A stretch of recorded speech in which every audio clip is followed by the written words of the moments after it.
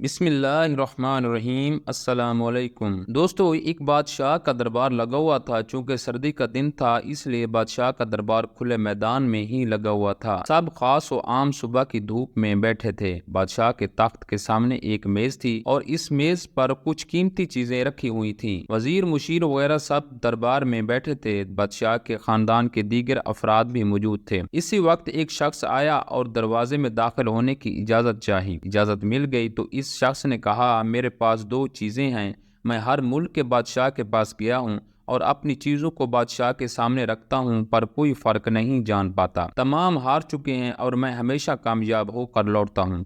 اب آپ کے ملک میں آیا ہوں۔ بادشاہ نے کہا، کیا چیزیں ہیں؟ تو اس نے دونوں چیزیں بادشاہ کے سامنے میز پر رکھ دیں۔ وہ دونوں چیزیں رکھنے میں بالکل ایک جیسی جسامت اور ایک جیسا رنگ، یہ دونوں چیزیں ایک دوسرے کی نقل محسوس ہوتی تھیں۔ بادشاہ نے کہا، یہ دونوں چیزیں تو بالکل ایک جیسی ہیں۔ تو اس شخص نے کہا، جی ہاں، دکھائی میں تو یہ ایک جیسی ہی لگتی ہیں، لیکن ہیں مختلف۔ ان میں سے ایک ہے بہت قیمتی ہیرا اور ایک ہے شیشہ۔ بظاہر یہ دونوں ایک جیسی ہیں۔ کوئی آج تک یہ نہیں پہچان سکا کہ کون سا ہیرا ہے اور کون سا شیشہ۔ کوئی جانچ کر بتائے کہ ان میں سے ہیرا کون سا ہے اور کون سا شیشہ۔ اگر کوئی صحیح پہچان گیا اور میں ہار گیا تو یہ قیمتی ہیرا آپ کا ہو جائے گا، لیکن شرط یہ ہے کہ اگر کوئی پہچان نہیں پایا تو اس ہیرے کی جو قیمت ہے اتنی رقم آپ کو مجھے بطور انعام دینا ہوگی۔ اسی طرح میں کئی ممالک سے جیت کر آیا ہوں۔ بادشاہ نے کہا، میں تو نہیں پہچان سکتا۔ وزیر و مشیر بولے، ہم بھی نہیں جانچ سکتے، کیونکہ دونوں بالکل ایک جیسی ہیں۔ سب کو گمان تھا کہ اب تو شکست ہی مقدر ہے، لیکن شکست پر انعام کا مسئلہ بھی نہیں تھا، کیونکہ بادشاہ کے پاس بہت دولت تھی۔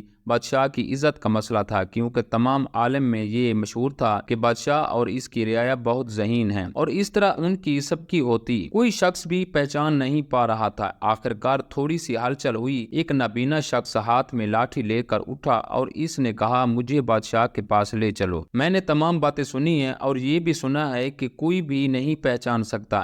ایک موقع مجھے بھی دیں۔ ایک آدمی کے سہارے وہ بادشاہ کے پاس پہنچا۔ اس نے بادشاہ سے درخواست کی کہ ایسے تو میں پیدائشی نابینا ہوں، لیکن پھر بھی مجھے ایک موقع دیجیے جس میں بھی ایک بار اپنی ذہانت کو جانچ سکوں، اور ہو سکتا ہے کہ کامیاب بھی ہو جاؤں، اور اگر کامیاب نہ بھی ہوا تو ویسے بھی آپ تو ہارے ہوئے ہیں۔ بادشاہ کو محسوس ہوا کہ اسے موقع دینے میں کیا حرج ہے۔ بادشاہ نے کہا کہ ٹھیک ہے۔ اس نابینا شخص کو دونوں چیزیں چھونے کے لیے دے دی گئیں اور پوچھا گیا، اس میں کون سا ہیرا ہے اور کون سا شیشہ؟ یہی آپ کو معلوم کرنا ہے۔ اس آدمی نے ایک لمحے میں کہہ دیا کہ یہ ہیرا ہے اور یہ شیشہ۔ جو آدمی اتنے ملکوں سے جیت کر آیا تھا وہ بہت حیران ہو گیا اور کہا، ٹھیک ہے، آپ نے صحیح پہچانا، آپ کو مبارک ہو۔ اپنے وعدے کے مطابق اب یہ ہیرا بادشاہ کا ہوا۔